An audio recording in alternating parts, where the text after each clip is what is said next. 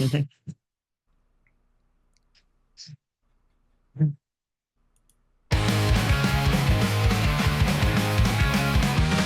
Mike and Tom, they got the mic. Speeding tales of space and flight. Dragons breathing fire in the night. Comet panels bursting bright. The first, the last, the Nerdom. Where the weirdos all belong. The first, the last, the Nerdom. Shouting loud and singing strong. Slasher flicks and laser beams. Alien queens and mutant dreams. They're the kings of geek extremes. Venom's crowd bursting at the seams. Fantasy freaks. Sci-fi geeks. Hey, Tom. Hey, Mike. Hey. Welcome back to the FirstLastNerdom, the podcast where we explore the strange, the cult, the delightfully nerdy corners of pop culture, and we're in the middle of our special series called Binge-worthy, where we pick a show and where we love or we're curious about. We watch the first few episodes and ask the all-important question, is this worthy of the binge? This week, things are getting a little weird. Pointedly so. Like really weird. We're headed to the psychedelic, musical, and commonly completely bonkers world of the British comedy series, The Mighty Boosh. Created by Julian Barratt and Noel Fielding, Jesus Christ. The Mighty Boosh isn't just a show, it's an experience. It's talking gorillas, jazz fusion, mod haircuts, evil zookeepers, and journeys through time, space, and Camden Town. Over 3 episodes, we're already met a demon made of jazz, a shaman, and board shorts, and a moon that just wants to chat. And that's just scratching the surface. We're breaking down the surreal horror, the wild characters, the low-budget brilliance, and whether the show's absurdist charm holds up after all these years. Does the Mighty Boosh cast a spell that makes you want to keep watching? Or is that just a trick question? But we'll find out together if it's too far out for a proper binge. So strap in, get your spirit of jazz, prepare to travel through a crimp-fueled vortex of weirdness, because this week on Binge-worthy, we're going to answer the question if we're getting stranger with the Mighty Boosh, only on the first, the last, the Nerdom. And that was yes. the second worst intro that I've ever done, but that's okay. That's what I get for being live, or not live, but recorded here. So Tom, you brought into my life the extraordinary, the Gentleman League of Gentlemen, and now I return the favor with the very rare, thing that I can be like, hey, did you ever see this? And you're like, yeah, I already had the DVDs.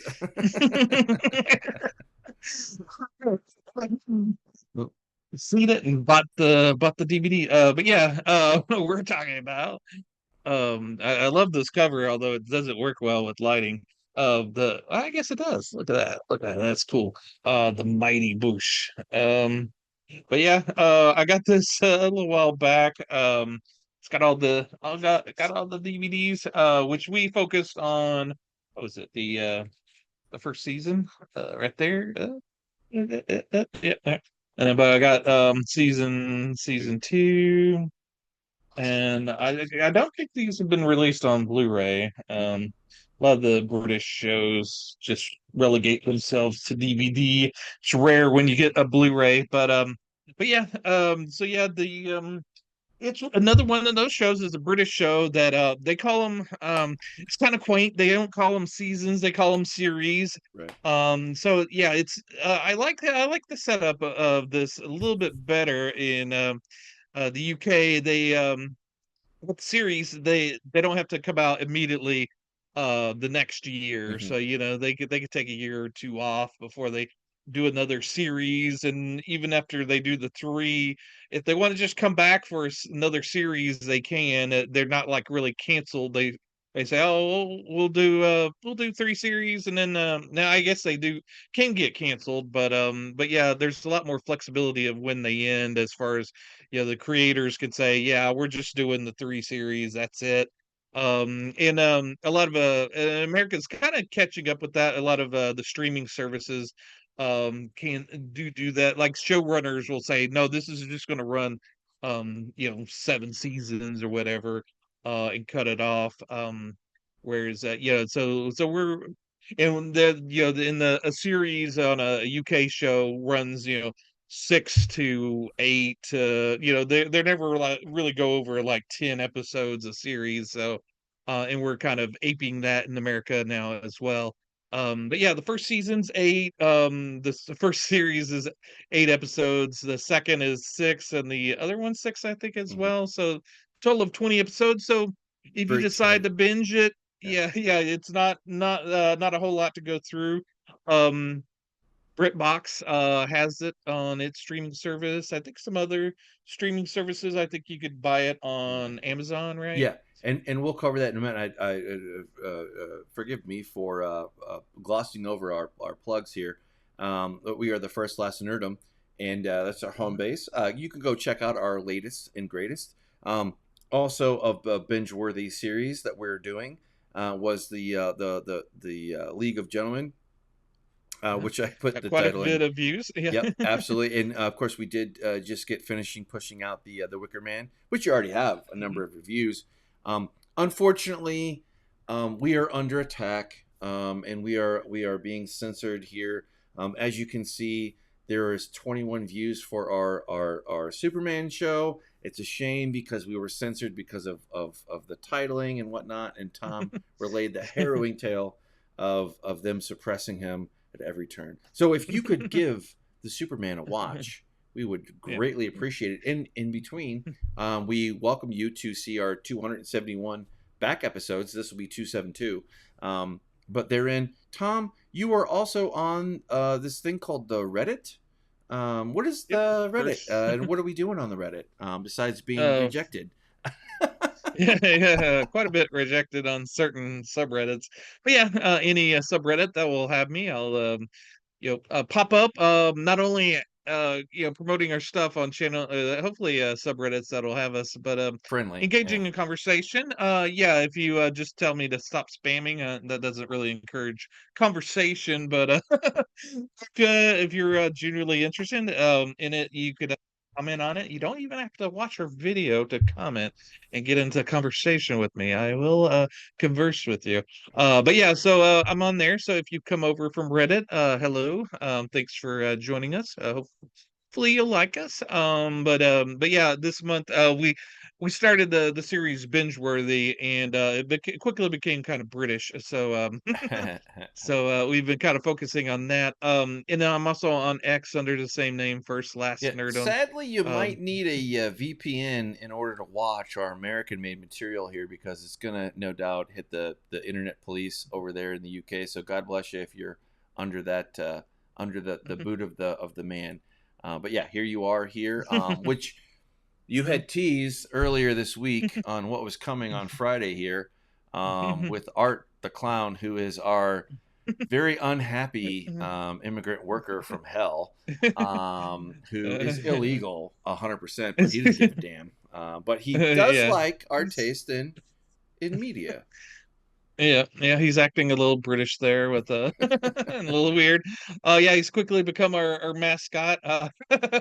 Despite his struggles not to be. But yeah, so but yeah, I promote our stuff there and post the odd here and there. If a song tickles my fancy, I'll post it there as well. But you're on X as well. Yeah, thank you, sir. I am ApeIt_Ink, where you can catch me or Tom if you have a question or a genre thing or something you want to share with us. We would love to hear it. Also, I'm co-host on America's Talk Show Monday through Friday on the Late Show. Although I am pivoting to Thursday nights, that's going to be my night. I wish you would join me.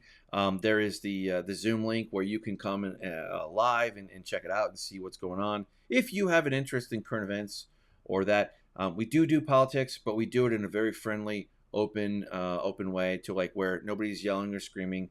We just want to hear your view.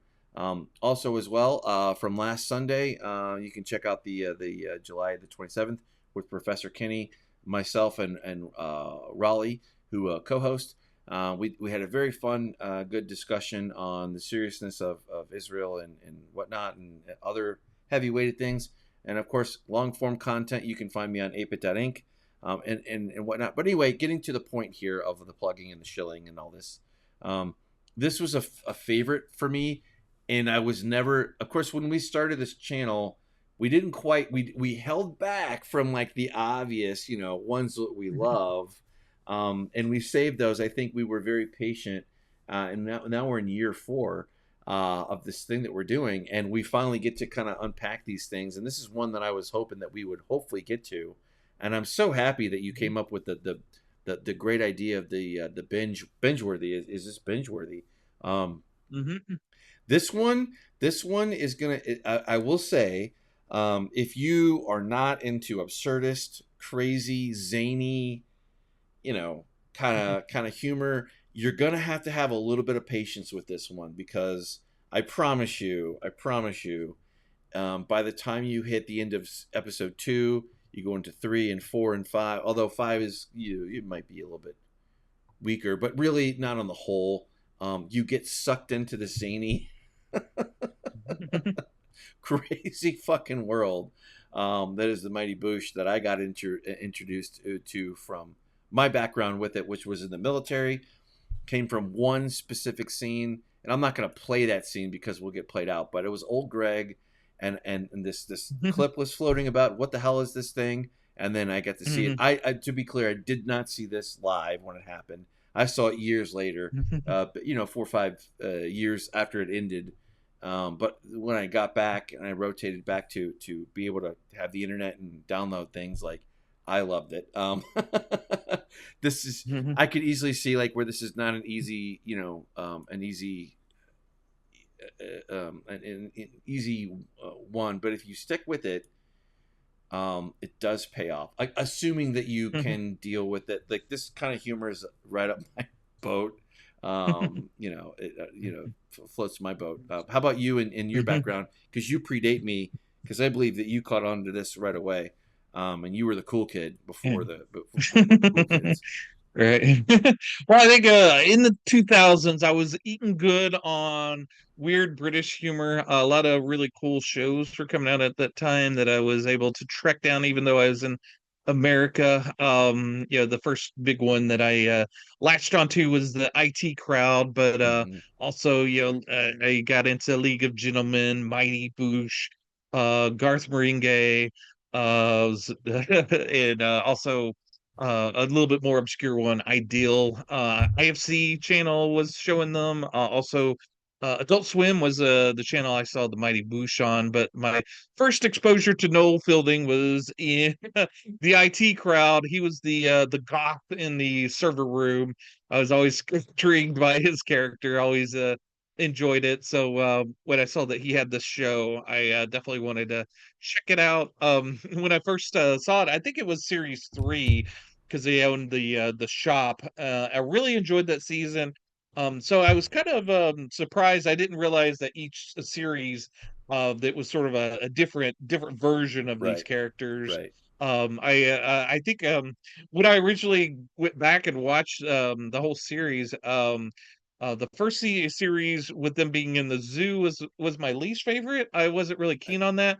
Although rewatching it this time for our review of whether or not it's binge worthy, I did enjoy it quite a bit more than I remember liking it, and it does have some of my favorite stuff in there. I It's became obsessed with the Tundra rap. I gave you the link for that. We won't play it here, but that's where yours was old Greg. I just couldn't get this song out of my Oh head. God. Yeah. This is episode 4. We didn't get that we just did the first 3 episodes here, but so we'll Well, mainly just talking about those, but Well, in truth and advertising here, I came from this. I started in series 2 with old Greg, obviously, and then I rotated out from their point, and then I revisited season 1, and and just kind of fell in love with it and whatnot. So it's so funny because we didn't talk about this before, like where we came in, because authentic conversation. So I did kind of come at this backwards as well, and I also had a fondness for not only the first time there were some parts like where I got a little long in series one, and it was like, you come back, but like this watch through was fun to get into and to enjoy. And again, you're not going to ever see something like this again. This is very unique to the British sense of humor, their absurdist kind of thing. But it I'll just answer the question right off the bat. For me, obviously, this is binge worthy. Again, if you stick through the first 3 episodes, by episode 2, hopefully you'll hit some kind of a chord with you, and you'll stick around because it's just Yep. it's fucking Yeah, bonkers. Like, and that's saying something because, like, League of Gentlemen is like, yeah, and you kind of like, the what are they doing? They're doing a sketch comedy show, but they're doing it in a different way. And this is no yeah, different. It's just its own kind of thing. BBC 4 or whatever it was that it came out right, on. and yeah, and it's yeah, the kind of absurdist humor. Whereas League of Gentlemen kind of has roots in horror movies as well. True. This is more absurd and surreal in its approach with a definite musical slant. Oddly enough, I see influences of the American show The Monkees, because even though when you think of the Monkees, you don't really give it Really? much credit. It's actually it does have sort of that absurdist humor Hmm. to it as well. Maybe not as extreme, Well, it's a little bit more but campy, I would imagine. it's yeah, it's more kid friendly. But uh, but yeah, there is some in the commentary for the third episode, Bollo, where there's a scene where yeah, the Vincent character, he's got the maracas with the gorilla, and they're having yeah, memories of previous good memories of them, and they're doing the maracas. He says this is Davy Jones is a moment that's sort of like Davy Jones from the Monkees. So he's very keenly aware of maybe the influence as well. But yeah, just to kind of place it, we do know a little bit of the history of them. Julian and Noel, they got together. I think they met at a stand-up gig that they both were at, and they go, hey, we should hang out and do stuff together. And that's sort of where the Mighty Boosh had its beginnings. And then they had sort of like a sort of theatrical showings where they came up with these Yep. kind of skits and whatnot. Almost Very very like live similar. readings, almost kind of like Yeah. a weird. Anyway, go on. Sorry. hmm But yeah, much like League of Gentlemen, they're very theatrical. They did it in front of an audience, and then much like a League of Gentlemen, they went to radio as well and performed on the radio these skits, and more long form than say League of Gentlemen. It's half hour sort of sort of with a lot of various characters in it, and then they went on. They were offered the TV series, and I think the TV guys didn't understand it. They're like, how can we do this? Because they were writing all these fantastical things. And they were thinking, oh, this will cost millions of dollars. But they didn't realize, you don't need that. And I love this DIY kind of approach to the series. You don't have to have $1 million. In fact, maybe it's to the detriment of a production to overspend and make it sort of larger than life and spotless, clean. The fact that it's down and dirty, and that yeah, when Noel's character Vincent becomes a snake, it's just this little thing that he puts over his head with contact lenses. It's very effective and very funny. And I just love this world that they create between the two. And it's classic characters. You've got the good looking dumb guy, and then the the smart guy that's maybe thinks he's a little smarter than he is, and they play off well. I mean, that's kind of the classic pairing, Laurel and Hardy, Yeah, straight. Mhm. but yeah, and it's updated. You got Noel Gallagher rocking maybe the emo goth look that was very, very prominent of the 2000s. In fact, I love the 2000s, and this is very much entrenched in that kind of aesthetic, that really works out and is really appealing. I love the shot on video kind of look to it. Right. Whereas League of Gentlemen was more cinematic. This sort of lives in that world that it's in, and kind of it really pulls out everything that they can out of it.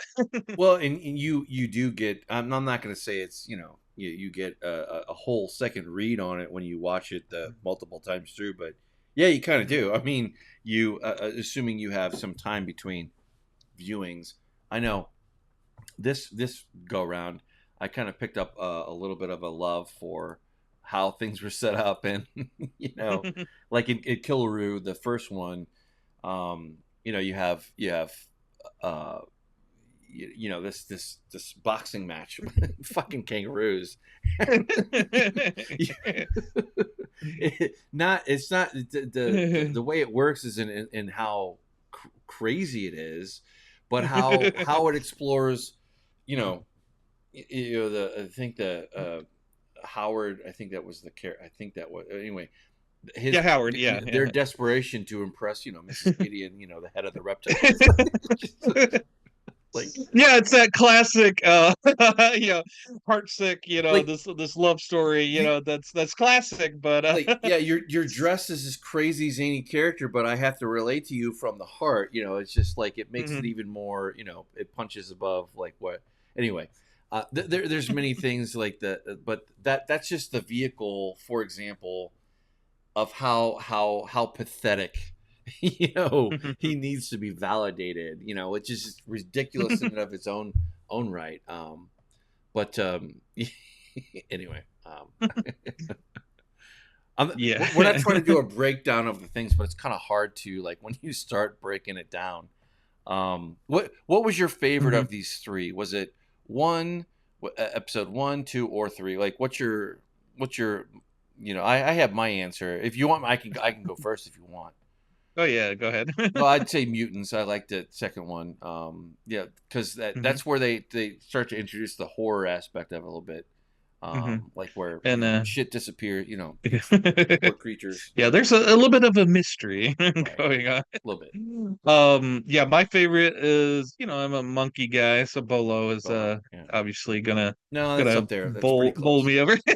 And there's sort of a Grim Reaper. a nod to Planet of the Apes towards the end. And then on the main show I always crack a boomer juice, but I follow that up with a little bit of a tropical 7 Up, It's very getting a good. little It's tropical very good. Very good. to I wet my whistle. Yeah. Wet your whistle. Yeah, yeah.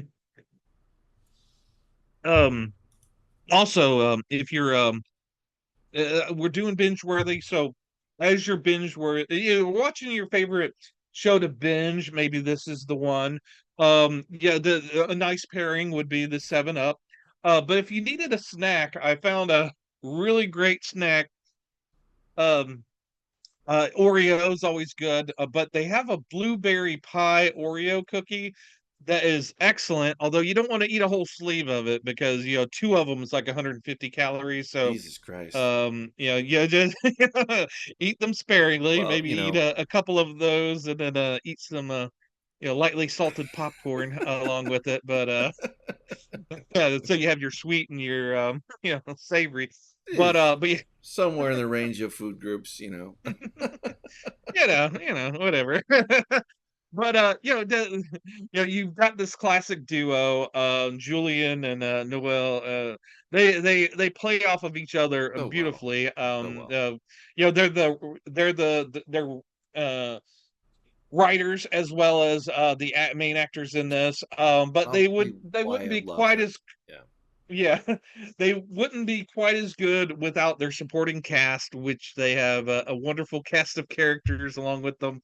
Um, their boss, Bob Fossil, he's played by I think Rich Fulcher. an American, very very American sounding, who's their boss. We're introduced in the first episode with him dancing, Right. and he tends to not know what things are called, like elephants. He calls it the man with the four legs and the leg in front, or something like that. Right. He doesn't know the words for elephant or gorilla or anything. Oh, he's uh he's also in another great British sketch comedy show called Snuffbox. Him and Matt Berry are the main guys in that, which is excellent. Definitely track that down if you want to see more of Matt Fulcher and his comedy. But he's awesome in it. He's he's always a pleasure to see him on this show pop up. And they're the owner of the zoo is played by Matt Berry. He plays Mr. Bainbridge, I believe the name of this character. Yeah, I'm gonna have to And pull up the. Matt Berry is awesome. He's he's got the big American show, What We Do in the Shadows, but he's in all of the British shows I love at that time. He's in the IT Crowd. He's also in this, but yeah, he's in a ton of other things. Matt Berry, Just he's perfect. possibly my favorite comedic actor of this time. He's I awesome. don't know that I could go that far because I am kind of like chasing your tail, like where you Mhm. introduced me. Thank you very much to What We Do in the Shadows, which may or may not show up here on the binge worthy series. We'll see where it goes. But there is just such good. I was in Nostalgiaville anyway for me personally with this, so um, of course I'm going to recommend it. But yeah. But yeah, and then just to show some street cred, I do know that he did not play Bainbridge in their theatrical run of the show. That was played by Richard Ayoade, which is another excellent actor who's also in the IT Crowd. But yeah, he couldn't do it because contractually, I think he was owned by another channel in the BBC, so he couldn't do it. So Matt Berry stepped into his shoes on the actual show, which if you're gonna replace Richard, who better than Matt Berry? So no, absolutely. but yeah, both high caliber comedic actors. But yeah, this show, it's it's not so absurd that and surreal that it doesn't tell a interesting, compelling story You throughout. That's another thing, is that it does tell an engaging story along the absurdity Tom, that it has. I'm gonna say you probably got to be Sergeant Howie from The Wicker Man for you to not really understand to be too conventional. This the opening three episodes. They create something that's completely unhinged, surprising, sophisticated. As you get to know the characters and how obviously you can tell who's who. But Mhm. they do it with such gusto. And again, going back to Mhm. what your point, like they have chemistry. They've done this before. They know how to do it. And Mhm. it just Mhm. it just I don't know. Well, of course I had to binge a little bit more than I did, but Yep. yeah.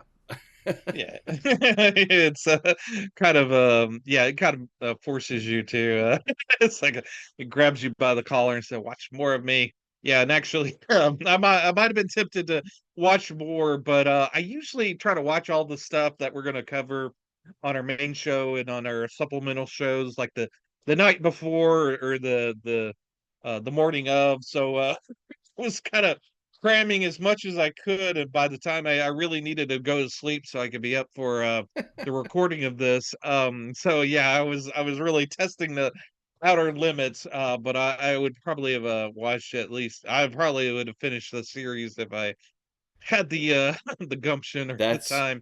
that's But why I had to put a circuit breaker and enjoy this before, because I would have been talking about second, third, season, which I yeah. don't want to do, because this is like this is the encouragement from me to the audience of like, go see this.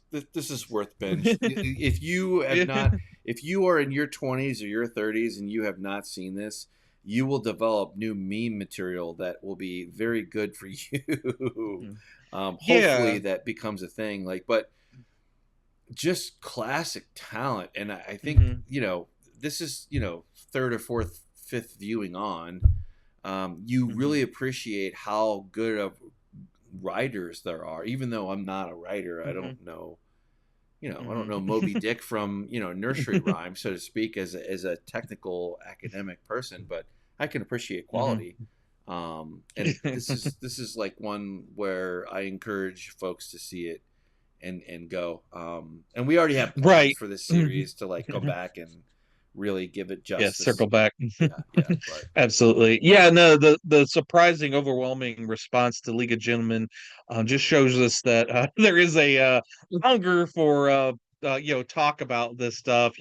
With humor, I think with comedy, the best comedy appears effortless. It seems like anybody can do it. But as a person that, in my younger years, I was very enamored with stand-up comedy and comedians, and I thought, well, man, maybe I could be a stand-up comedian. And when you're trying to construct jokes and try to get them to work, you start to appreciate what these comedians can do, and especially with this comedic writing and the timing.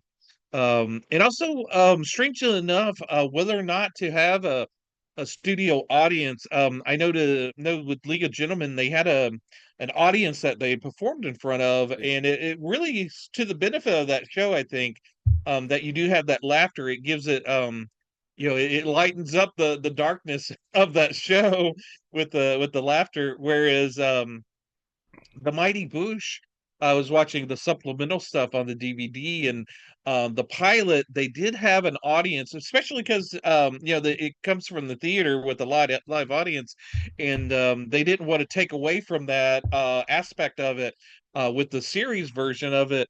But watching that the brief clip that they had with the audience, it didn't need it. The humor really stands out on its own, and it kind of detracted from the comedy. And then the fact that it doesn't have it's kind of baked. The humor is kind of baked in, and you really you're kind of experiencing it alone with with these characters, and it's more of a kind of an intimate thing. Because sketch comedy kind of needs that.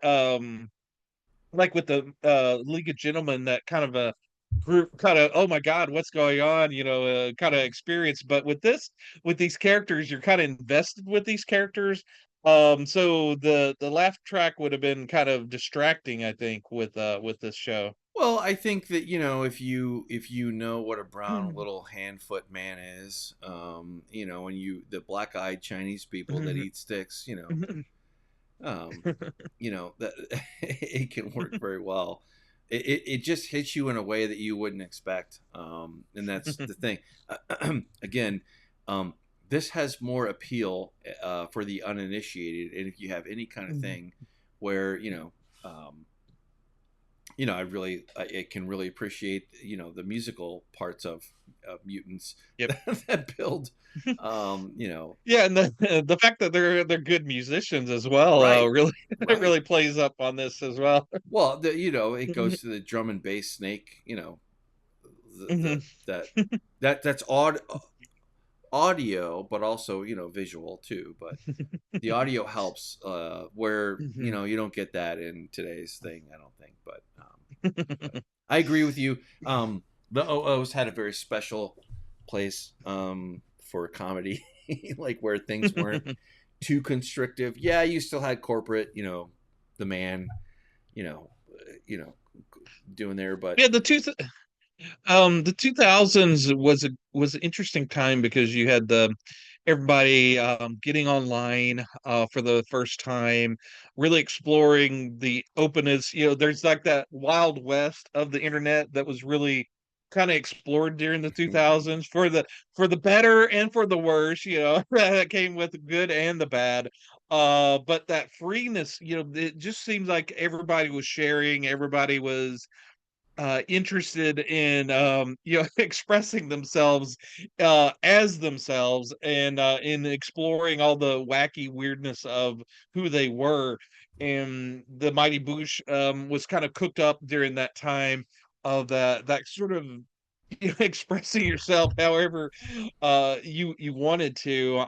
And so yeah, there's a pureness of this show that just, it these characters, there's a, whereas there's a kind of a darkness to the characters of League of Gentlemen, there's sort of like an innocence to these Well, characters that you just kind of immediately kind of relate to and well, kind of th- grasp onto. there is a level of Britishness to this humor that you could not Hmm. achieve if you were not British. The casual Hmm.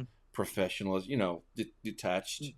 You know, can I get a latte? Like, while the Grim Reaper, like there's this, you understand that you're going to go to hell forever. You're like, I don't care. Like, what is? Apel, yeah, get it right, Apel. Yeah, what? Yeah, monkey hell, monkey hell. Monkey L. But that back and forth, it's just so matter of fact, and they do that so well with so many, Hmm. different characters and things. Like, you get to kind of feel their tempo, their cadence, Hmm. especially in for me, I imprinted on series two. Sounds like you did Hmm. too, but Hmm. from a different lens. But uh, like you're gonna go to hell, right? I don't care. You know, I, Yep. I'm here for my Yeah, latte. and the Give me the thing that I don't really give a shit. Like, fuck that. Like that. I love that. You just don't think about it, but it's just awesome. yep. Yeah, you're with series two. I'm with series three. Right. We'll pose this to the audience. Which series do you relate most to, or which one do you love the Absolutely. most?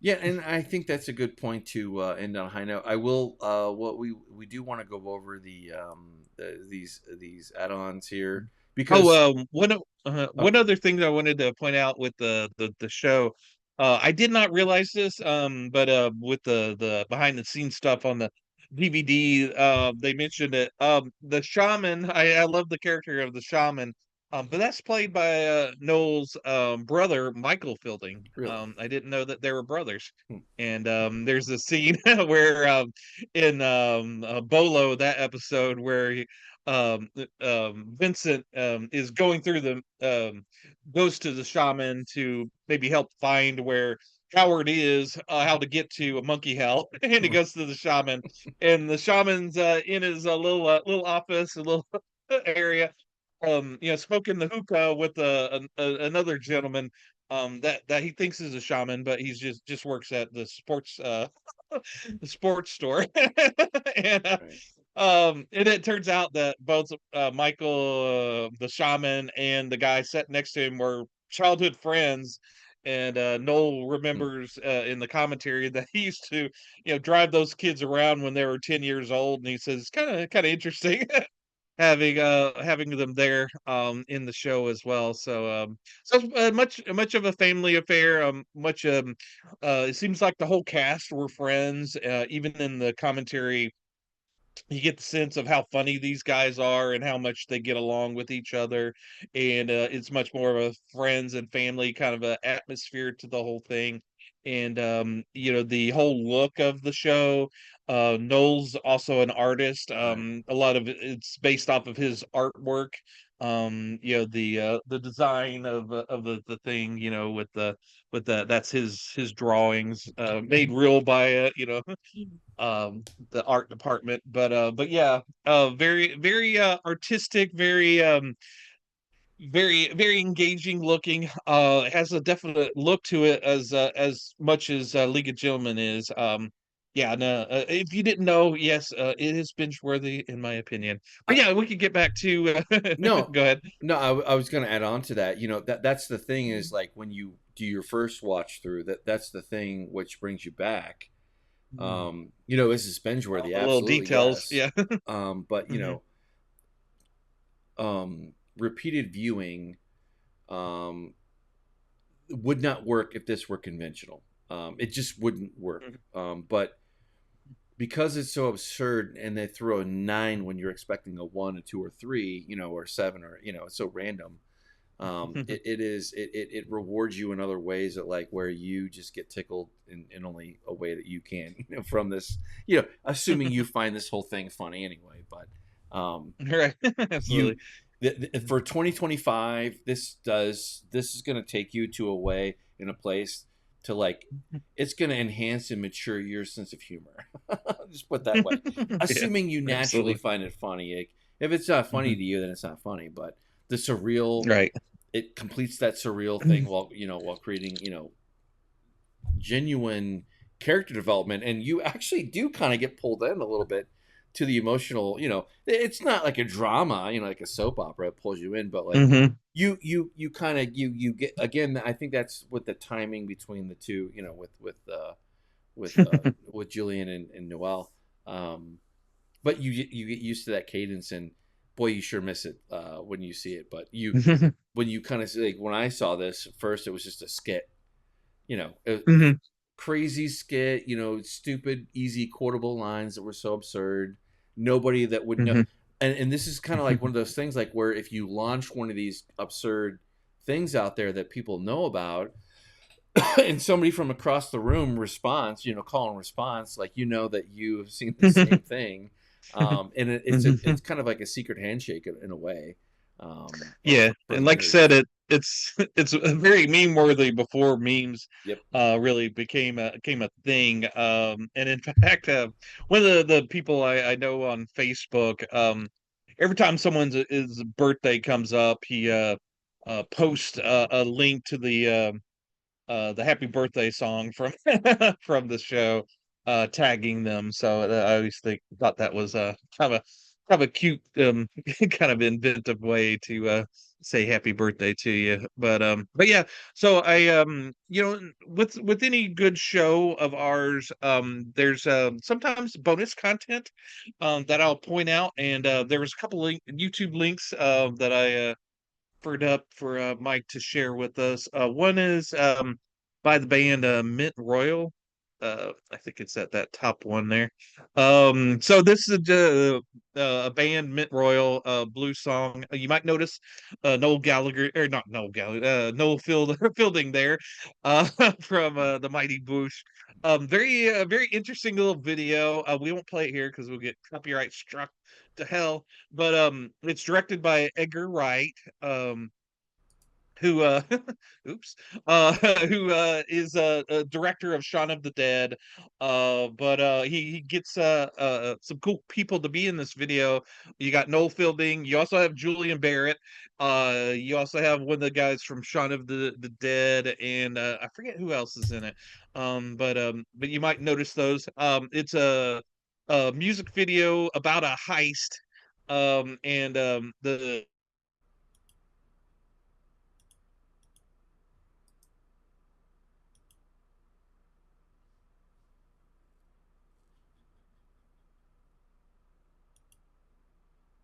so so yeah, it's a really entertaining little music video. Edgar Wright did this right before he did Baby Driver, Okay. and Baby Driver is a little bit inspired by this video, or vice versa, or something. I forget the whole backstory on that, but Right on. very fun video. Noel's also been in different videos. I always get a kick out of this one. He plays the Vlad the Impaler in this Kasabian song. Very enjoyable sort of song if you're into alternative songs. But I think if you are into the Mighty Boosh, you'll dig this song as well. So Absolutely.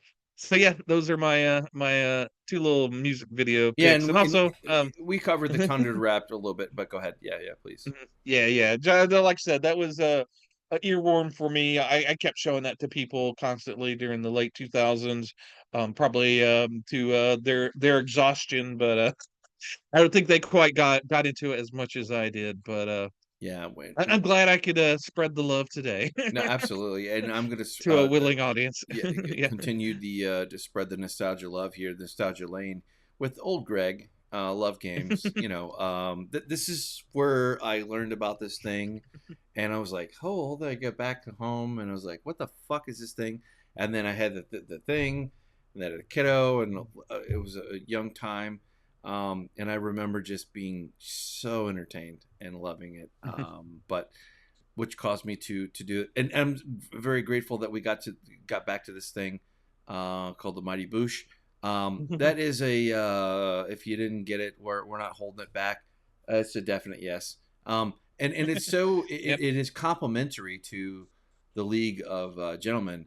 Really, it Mhm. is, because it's two different styles of humor. I think the League of Gentlemen does it a little bit more uniquer in such a good way that pulls you in a little bit Mhm. stronger, because this is a little bit more Mhm. conventional, not from the Mhm. standpoint of what you're seeing, but like the skit, right?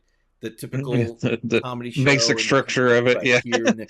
But whereas Yeah. the Gentleman you're right, it is more cinematic. It is a little bit more longer form. Like, okay, we're transitioning to this skit, and it's like, but it does it perfectly. And only the British could pull this off.